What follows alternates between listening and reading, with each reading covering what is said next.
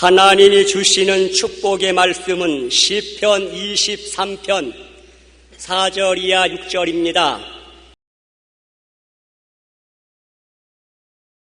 내가 사망의 음침한 골짜기로 다닐지라도 해를 두려워하지 않을 것은 주께서 나와 함께 하심이라. 주의 지팡이와 막대기가 나를 안위하시나이다. 주께서 내 원수의 목전에서 내게 상을 차려주시고 기름을 내 머리에 부으셨으니 내 잔이 넘치나이다. 내 평생의 선하심과 인자심이 반드시 나를 따르리니 내가 야훼의 집에 영원히 살리로다. 아멘.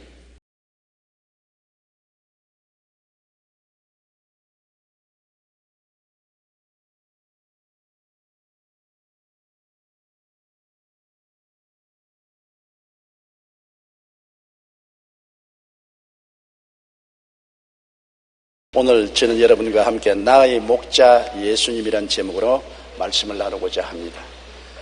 유대 광야에 사는 양은 목자가 없이는 생존 불가능합니다.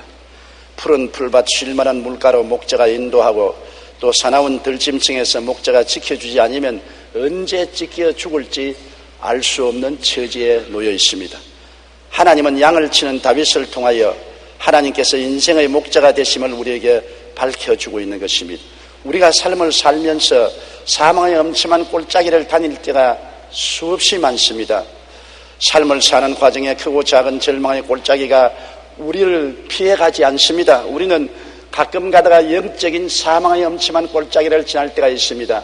갑자기 기도가 막히고 말씀을 읽어도 전혀 마음에 들어오지 아니하고 예배드리기 싫고 찬송드리기 싫고 영혼의 캄캄한 밤이 다가오는 것입니다.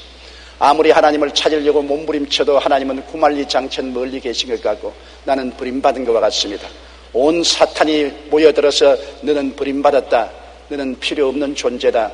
너는 이제 별 볼 일 없는 인생이 되었다고 부정적인 생각을 갖다 줍니다. 영혼의 캄캄한 밤, 사망의 엄침한 골짜기를 지날 때가 가끔 있습니다. 또한 우리는 정신적인 사망의 엄침한 골짜기를 지날 때가 있습니다. 어제 텔레비 뉴스에 보니까 어떤 주부가 아파트에서 뛰어내려서 자살했다 했습니다. 마음에 얼마나 좌절과 절망과 우울증이 있기 때문에 자기의 생명을 날려서 죽음에 이르게 하는 것입니까? 마음의 고통은 육체의 고통보다 더 심한 것은 육체의 고통은 눈에 보이지만은 마음의 고통은 사람들 눈에 보이지 않고 혼자서 앓기 때문에 더 괴로운 것입니다. 사람이 마음속에 염려, 근심, 불안, 초조, 절망, 좌절, 우울증에 걸렸을 때 진실로 사망의 엄침한 골짜기를 지납니다. 거기에서 해를 받지 않으려고 발버둥을 쳐도 별 도리가 없는 것입니다. 또한 인간은 육체적인 사망의 엄침한 골짜기를 지날 때가 많이 있습니다. 갑자기 젊은 청춘에 청천벽력 같은 진단을 받을 때가 있습니다. 당신은 암이요, 6개월밖에 살 수 없어. 간암이요, 폐암이요, 당신은 관절염이요, 신장염이요, 온갖 병을 앓게 되고 갑자기 육체의 고통 속에 깊이 빠져들어가게 되는 것입니다. 건강한 사람들은 활개를 치고 다니는데 왜 나는 이 모양일까? 물끄러미 바라보면 길거리에서 동냥을 하고 있는 거지가 얼마나 건강하게 동냥을 하고 있는지 부럽기 짝이 없습니다. 육체적인 사망의 엄침한 골짜기를 통할 때가 있습니다. 물론 생활의 사망의 엄청난 골짜기도 많이 통하지요. 직장을 잃어버렸었을 때 사망의 엄침한 골짜기를 통하지요. 가정에 염려 근심이 다가오고 부부간 갈등이 있을 때 죽고 싶은 생각이 나는 것입니다. 사업이 무너지고 금전적으로 깊은 시련에 빠졌을 때 사망의 엄침한 골짜기에 빠지게 되는 것입니다. 시편 18편 4절에 사망의 줄이 나를 얽고 불의의 창수가 나를 두렵게 하였다고 했으며 예레미야 예가 1장 20절에 내가 환난을 당하여 나의 애를 다 태우고 나의 마음이 상한다고 말한 것입니다. 인간 두려움을 연구한 유 미슐린 박사는 어린아이가 세상에 태어날 때 벌써 3가지 두려움을 가지고 태어난다고 그랬습니다. 높은 데서 떨어지는 두려움, 큰 소리에 대한 두려움, 그리고 안 안아주는 버림받은 두려움. 이것이 어린아이가 태어날 때부터 가지고 있는 두려움이요, 한평생 우리 마음속에 가지고 있는 두려움이라는 것입니다.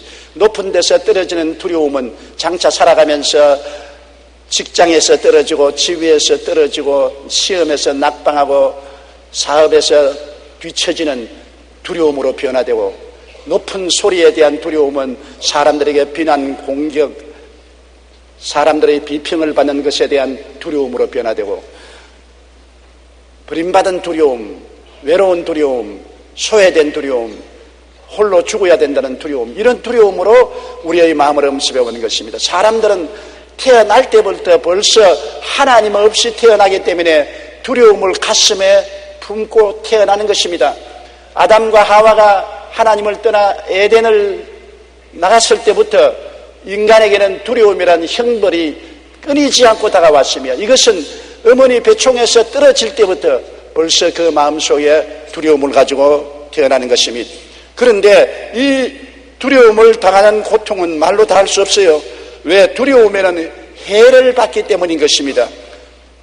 고통과 낭패와 파탄을 당할 것을 상상할 때 마음이 얼어붙는 두려움을 느낍니다.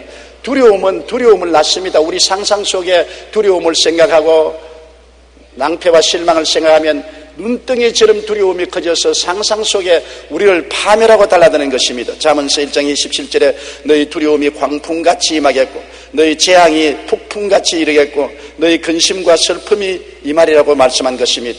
불안과 두려움은 엄청난 파괴력을 가지고 있는 것입니다. 욥을 보십시오. 욥이 항상 마음에 불안하고 두려워하는 것은 어떤 일인지 이유 없이 마귀가 갖다 준 두려움인 것입니다. 어느 날 갑자기 내 10자식들이 다 죽지 않을까, 내 재산을 다 잃어버리지 않을까, 내가 병들고 버림받지 않을까, 이러한 얼토당토하는 두려움이 그 마음을 늘 괴롭혔습니다. 그런데 어느 시간이 지나자 그 두려움대로 다가온 것입니다. 마귀는 바로 두려움을 갖다 주고 난 다음에 그에 해당하는 환난을 가져오는 것입니다.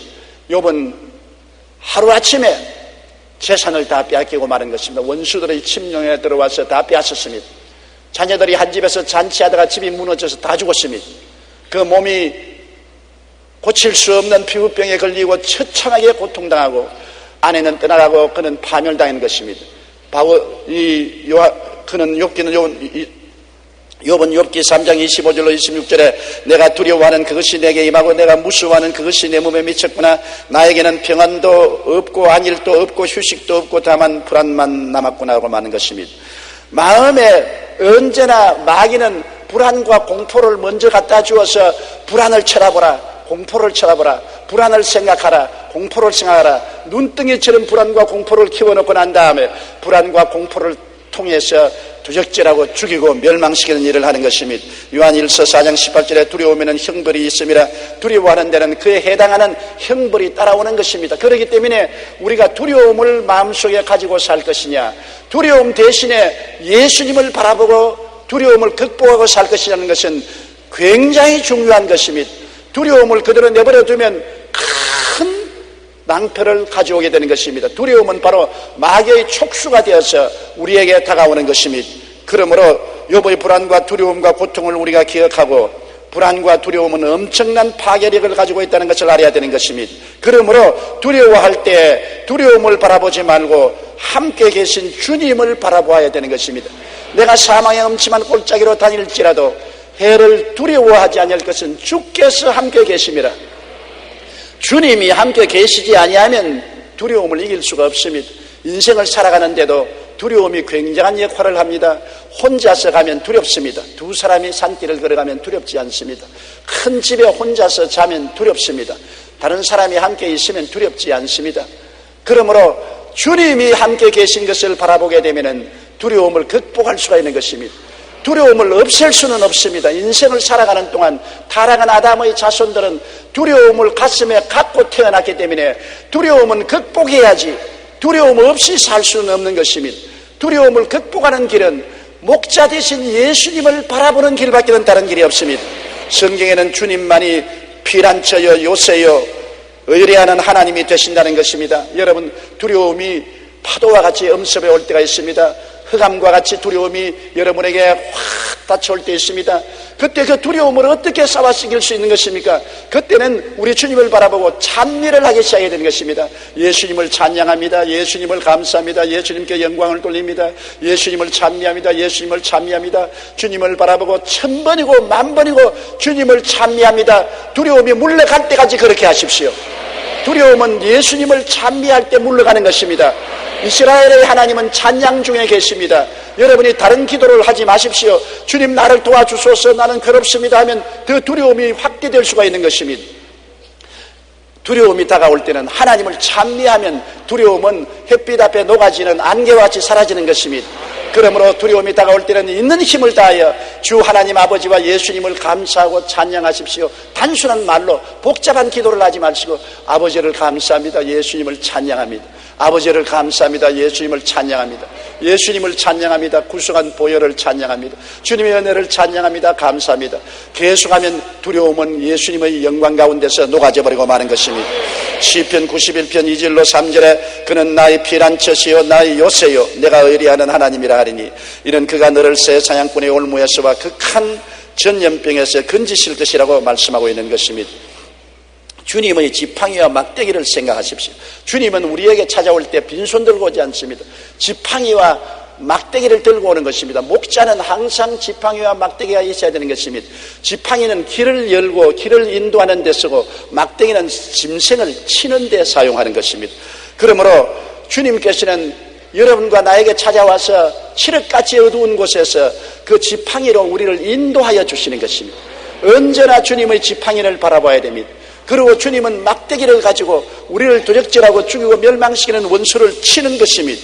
이사야 41장 10절에 두려워 말라 내가 너와 함께함이라 놀라지 말라 나는 내 하나님이 됨이라 내가 너를 굳세게 하리라 참으로 너를 도와주리라 참으로 나의 의로운 손으로 너를 붙들리라고 말씀하고 있는 것입니다. 미국의 한 남자가 출근해 보니 책상에 해고 통지서가 놓여 있었습니다. 40살의 회사에서 쫓겨난 것입니다. 충격과 함께 직장 상사들에 대한 복수심이 마음속에 들끓어오르고 좌절과 절망의 나락 속으로 떨어졌습니다. 자포자기한 심정으로 집을 나가 여기저기 방황했으나 별다른 할 일을 발견하지 못하고 직장도 얻지 못하고 빈손으로 집에 돌아와서 아내에게 말했습니다. 여보, 나는 이제 죽고 싶소. 모든 노력을 다해봤지만 아무것도 되는 일이 없어. 나는 버림받았어. 그 말에 아내는 당신이 시도하지 않은 게 한 가지 있지 않아요? 진지하게 기도해 보십시오. 기도를 안 해보고 왜 다른 일만 하고 낙심을 합니까?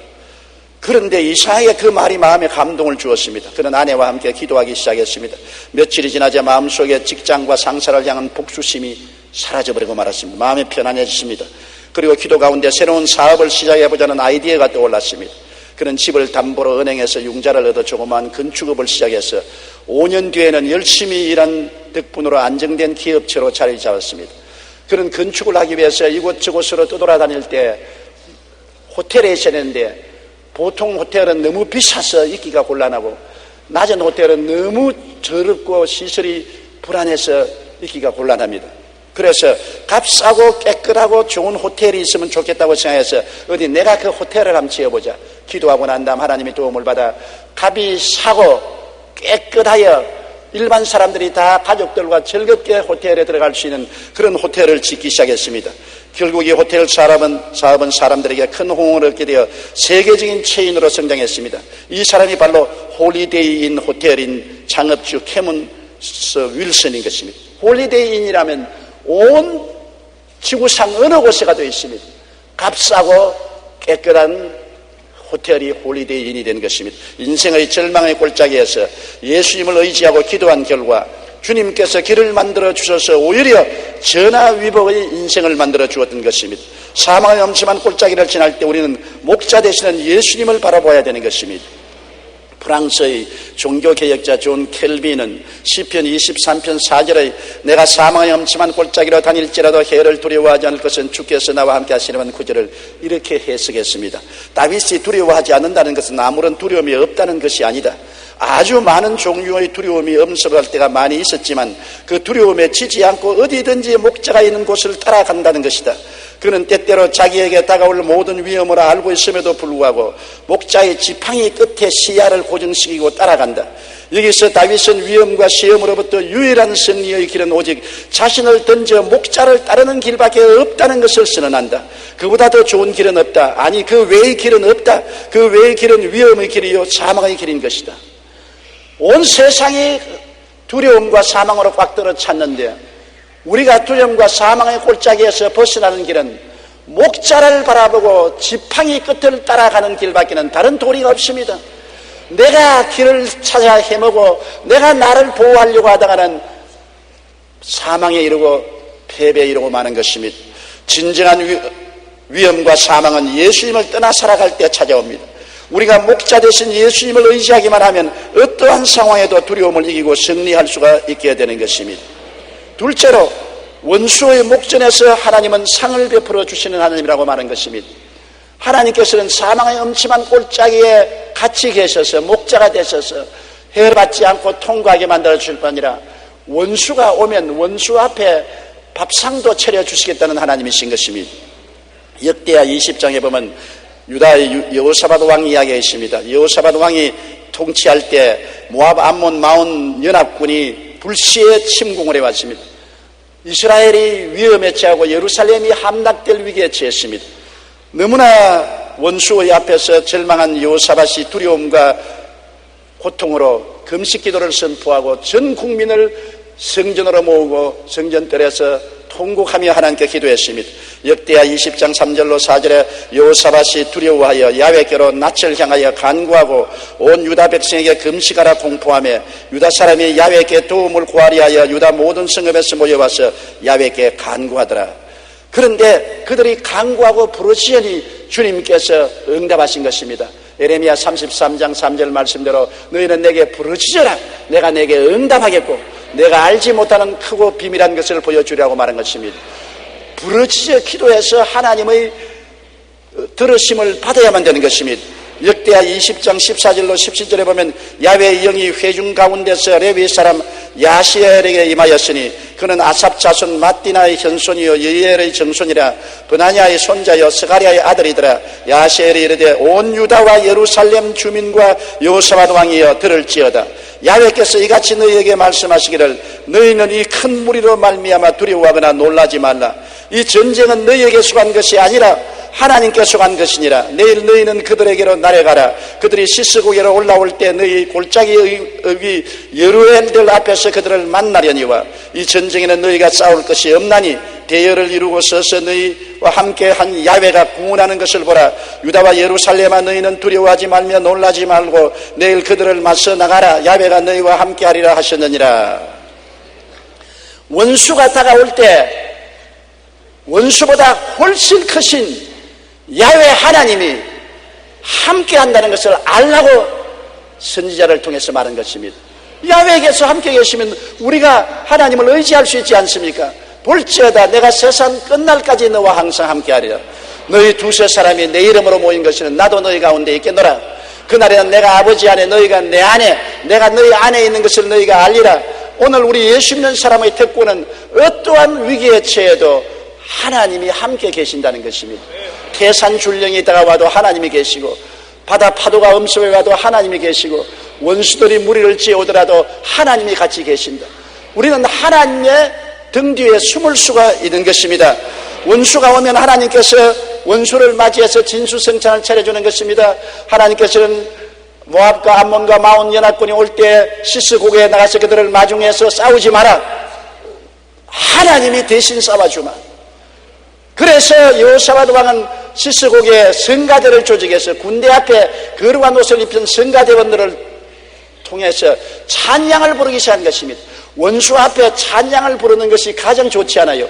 야훼를 찬양하라. 그는 선하시고 인자하심에 영원하다고 찬양을 부르니 그 시에 하나님의 성령의 역사하심에 자중진환이 벌어져서 모압과 암몬과 마온 병사들이 서로 찔러 죽이고 서로 베어 죽이고 난장판을 찍어서 스스로 전부 자멸하고 완전히 연합군은 무너지고 이스라엘 백성들은 그 전리품만 획득하게 된 것입니다. 원수의 목전에서 진수성찬 차려진 것입니다. 원수가 오지 않으면 진수성찬도 없지만은 원수가 오면 좋은 일도 일어나는 것입니다. 따라 말씀해서 원수가 오면 좋은 일도 따라온다.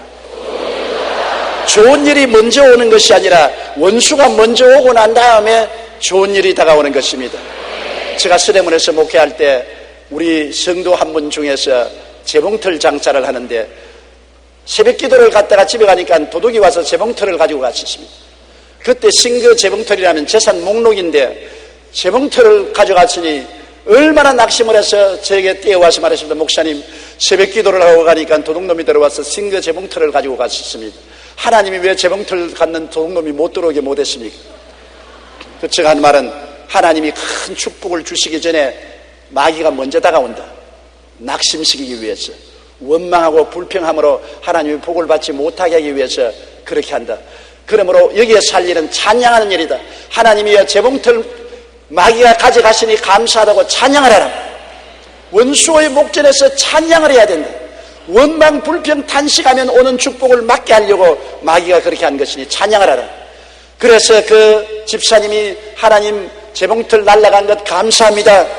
마귀가 와서 새벽 기도할 동안에 재봉틀 훔쳐간 것 감사합니다. 그렇게 찬양을 하더니만 얼마 있지 않냐, 그 남편이 우연한 길로 인도를 받아서 외국의 재봉틀 회사와 연결이 되어서 한국의 재봉틀 제작 회사 사장이 되어버리고 마는 것입니다. 하나님께서 오히려 원수의 목전에서 진수성찬 차려준 것입니다. 여기에서 꼭 조심해야 될 것은 원수의 목전에서 원망 불평 탄식하면 모든 것이 끝장나고 맙니다. 싸움은 하나님이 싸워주시는 것입니다. 원수 앞에서 찬양하고 박수치고 발을 구르고 영광을 하나님께 돌려야 되는 것입니다. 그러면 원수가 한 길로 왔다가 7길로 도망치고 하나님은 진수성찬 차려주시는 것입니다. 시편 118편 5절에 내가 고통 중에 야훼께 부르짖었더니 야훼께서 응답하시고 나를 넓은 곳에 세우셨도다. 고통이 다가오면 하나님께 부르짖어 기도하고 하나님이 같이 역사해 주심으로 전에보다 더 넓은 곳에 세워주시는 것입니다. 더 축복받은 곳에 세워주시고 성공한 곳에 세워주시는 것입니다. 예레미야 32장 41절에 내가 기쁨으로 그들에게 복을 주되 분명히 나의 마음과 정성을 다하여 그들을 이 땅에 심으리라고 말씀한 것입니다. 셋째로 내 평생의 선하심과 인자하심이 정녕 나를 따르니 내가 야훼의 집에 영원히 거하리라고 말씀한 것입니다. 하나님 섬기고 하나님을 따라가면 내 한평생을 사는 동안 하나님이 언제나 나를 선하게 보시고 인자하시게 돌보아 주신다는 것입니다. 부모는 짐승이나 인간이나 자식에게 선하고 인자하게 대해주는 것입니다. 어떤 부모라도 자식에게 선하고 인자한 마음을 갖지 않은 사람이 없는 것입니다. 김서만 목사님이 캄보디아에 갔었을 때 일입니다. 동물원 운영하는 장관이 자기 동물원에 가보자고 해서 푸놈펜에서 쇠고기와 돼지고기를 트럭에 잔뜩 싣고 동물원 운영하는 데 갔답니다. 그 나라에 대한 동물원 장관도 다 있어요. 그래서 동물원 장관이 호랑이와 사자가 있는 곳에 가서 호랑이에게 먹이를 던져주라고 하더랍니다. 김 목사님이 무거웠지만 참고 2kg짜리 쇠고기를 철조망 위로 확 던지가는 호랑이가 왕 그러면서 뛰더니만 그 고기를 덥석 잡아서 물고서 그 다음에는 그거를 질질 끌고는 4-5개월 된 새끼 4마리 가져가더랍니다. 그 호랑이가 새끼를 낳은 지가 4-5개월 되는데 새끼 4마리를 낳았어요. 근데 4마리 새끼에게 그것을 갖다 주니까 새끼들이 서로 앙얼거리면서 그 고기를 다 따다 먹어도 엄마는 입맛만 다시고서 안 먹더랍니다. 가만보니까 어미 호랑이는 여배 가지고서 갈비뼈가 듬성듬성 나왔어요. 그렇게 고기가 먹음직하고 먹고 싶은데도 짐승도 고기를 받아가지고서 자기가 먹지 않고 새끼가 다 먹도록 기다려서 새끼가 먹고 남겨놓은 찌꺼기만 먹더랍니다. 그걸 보고 김성환 목사님이 가슴이 뭉클해서 눈물이 앞을 가렸다는 것입니다. 왜냐하면 김 목사님은 어머니 생각이 나서 우셨대요. 여러 남매가 정신없이 먹으며 서로 먹으려고 발버둥 칠 때 어머니가 나는 배부르다 너희만 먹어라. 나는 배부르다 나는 먹었다 너희는 먹어라. 진짜 어머니가 배부른 줄 알았대요. 그래서 김성환 목사님 형제들끼리는 그냥 막 먹어 적겠는데 나중에 어머니 40도 안 되는 어머니의 젖이 척 늘어져 가지고서 물동이를 내면 덜렁덜렁 가죽만 남아 뼈만 남은 어머니, 그것을 몰랐는데 이제 그 호랑이 새끼 먹이다가 뼈만 남은 것을 보고 어머니 생각에 눈물이 났다는 방송 설교를 제가 들었어요. 사람도 짐승도 그 새끼에 대해서는 선하고 인자함이 끝이 없습니다.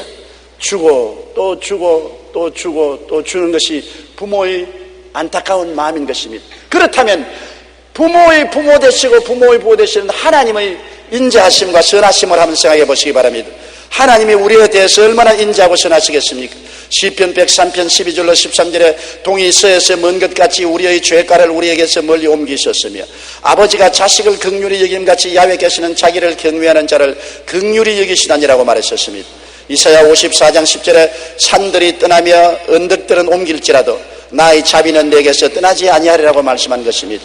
하나님이 세상을 이처럼 사랑하사 독생자를 주셨으니 누구든지 저를 믿으면 멸망하지 않고 영생을 얻으라는 말씀은 하나님의 인생에 대한 선하심과 자비하였음의 극치인 것입니다. 그 아들 예수님을 사람의 몸을 쓰고 오시게 하셔서 죄를 짓고 불의하고 추악하고 버림을 받아 영원히 지옥불에 타야 될 인생을 건지려고 대신 제물로 삼아 십자가에 못 박은 아버지를 생각해 보십시오.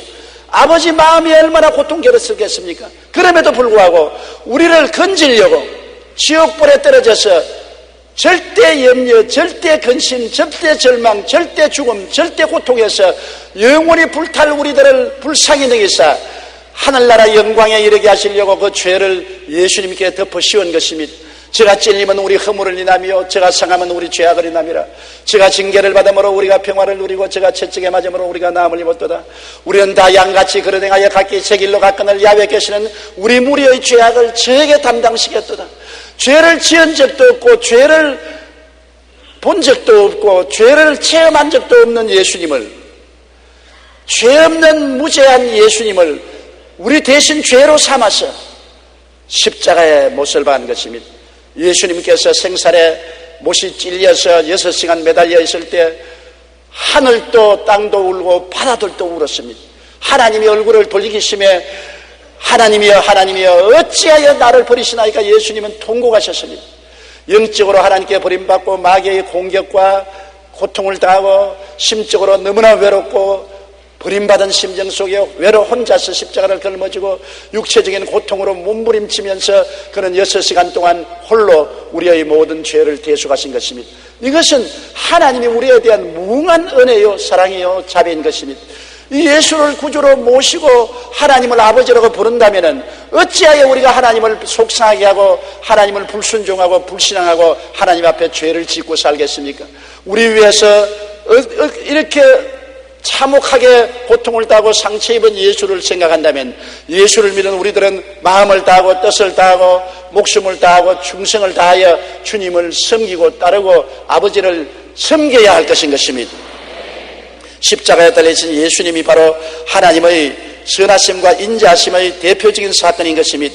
그래서 오늘날 인생이 죄를 지었음에도 불구하고 더러움에도 불구하고 버림을 받아야 마땅함에도 불구하고 죄지은 그대로 못난 그대로 쓰레기 같은 인생이 그대로 예수님 보혈을 의지하고 씻음을 받고 긍휼을 받고 하나님과 화목을 얻고 사랑을 받고 구원을 받아 천국 영원한 영광에 들어갈 수 있게 된 것을 생각할 때 이 하나님의 자비하심과 긍휼하심, 그 인애하심을 마음속에 우리는 감동을 해야 되는 것입니다.